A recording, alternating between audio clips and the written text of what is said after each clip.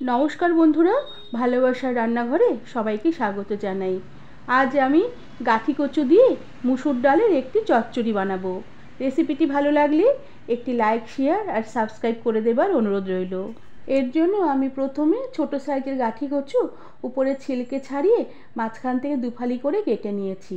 আর তার সাথে আমি মুসুর ডাল আধা ঘন্টা জলে ভিজিয়ে রেখে জল ছেঁকে রেখে নিয়েছি। আর তার সাথে নিয়েছি খানিকটা থেতো করা রসুন, আর তার সাথে আছে খানিকটা থেতো করা আদা, আর 3-4টে গোটা রসুনের কোয়া, আর আছে খানিকটা লঙ্কা কুচি ঝালের জন্য, আর 2টো গোটা কাঁচা লঙ্কা, আর আছে টমেটো কুচি। এবার আমি রান্নাটা শুরু করব। এর জন্য কড়াতে পরিমাণ মতন সর্ষের তেল গরম করে নিয়ে একটি তেজপাতা আর একটি শুকনো লঙ্কা ছিঁড়ে ফোড়ন দিলাম। সাথে ছোটো চামচের 1 চামচ গোটা জিরে ফোড়ন দিলাম। শুকনো লঙ্কা, তেজপাতা, জিরে ফোড়ন হয়ে আসলে আমি খানিকটা পেঁয়াজ কুচি দিয়ে দিলাম। এবার আমি পেঁয়াজকে সামান্য একটুখানি নেড়ে চেড়ে নেব। পেঁয়াজ সামান্য একটু নরম হয়ে আসলে আমি কেটে রাখা গাঠি কচুগুলোকে দিয়ে দিলাম।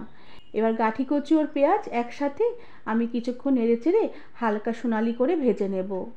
আর এভাবে মিনিট 2 গাঠি কচু পেঁয়াজ একসাথে নেড়ে চেড়ে ভেজে নেবার পরে হালকা সোনালি কালার হয়ে আসলে আমি থেতো করা রসুন দিয়ে দিলাম, সাথে থেতো আদা দিয়ে দিলাম, আর তার সাথে ঝালের জন্য কাঁচা লঙ্কা কুচি দিলাম। ঝালটা তোমরা তোমাদের নিজেদের রুচি অনুযায়ী দেবে। আর তার সাথে দিলাম সামান্য একটু ধনের গুঁড়ো, আর তার সাথে পরিমাণ মতো নুন দিয়ে দিলাম, আর হলুদ গুঁড়ো দিলাম, আর ভালো একটু কালারের জন্য আমি সামান্য একটু কাশ্মীরি লঙ্কার গুঁড়ো দিয়ে দিলাম। এবার এই মশলাগুলোকে গাঠি কচুর সাথে বেশ ভালোভাবে নেড়ে চেড়ে কিছুক্ষণ ভাজা ভাজা করে নেব।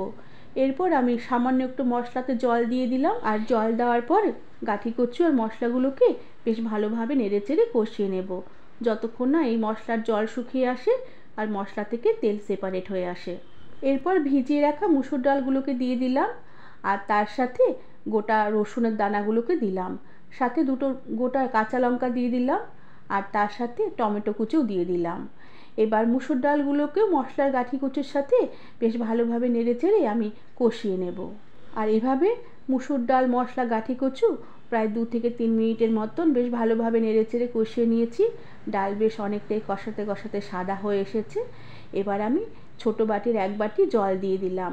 আমি ডালটা বেশি তো ঝোল ঝোল রাখবো না, ডাল চচ্চড়ি বানাবো, এর জন্য জলের পরিমাপটা একটু দেখে দিতে হবে। এরপর ডালের জল ফুটে উঠলে গ্যাসের আঁচ কমিয়ে দিয়ে ঢাকা দিয়ে রেখে 5 মিনিটের মতন ডাল সেদ্ধ করে নিলাম। 5 মিনিট পরে ঢাকনা খুলে দিলাম। ডাল বেশ অনেকটাই সেদ্ধ হয়ে এসেছে, আর গাঠি কচুও অনেকটা বেশ সেদ্ধ হয়ে এসেছে, কিন্তু ডালে এখনও বেশ জল জল ভাব আছে। আমি ডাল বেশ ভালো করে নেড়ে চেড়ে নিয়ে আবারও গ্যাসের আঁচ কম করে দিয়ে ঢাকা দিয়ে রেখে আরও 3 থেকে 4 মিনিটের মতন আমি ডাল রান্না করে নেব। আর এভাবে 3-4 মিনিট ডাল রান্না করে নেবার পরে ঢাকনা খুলে দিলাম। ডাল চচ্চড়ি একদম পারফেক্ট তৈরি হয়ে গেছে।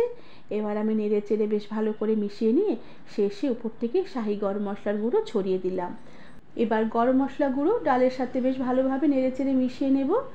এরপর আমি ডাল ঢাকা দিয়ে রেখে দেব, আর গ্যাসের আঁচ বন্ধ করে দিয়ে কিছুক্ষণ স্ট্যান্ডিং টাইমে রেখে দেবার পরে আমি গাঠি কচু দিয়ে ডাল চচ্চড়ি সার্ভ করে দেব। বন্ধুরা, এই ডাল চচ্চড়ির রেসিপিটি গরম ভাত, রুটি বা পরোটার সাথে খেতে দুর্দান্ত লাগবে।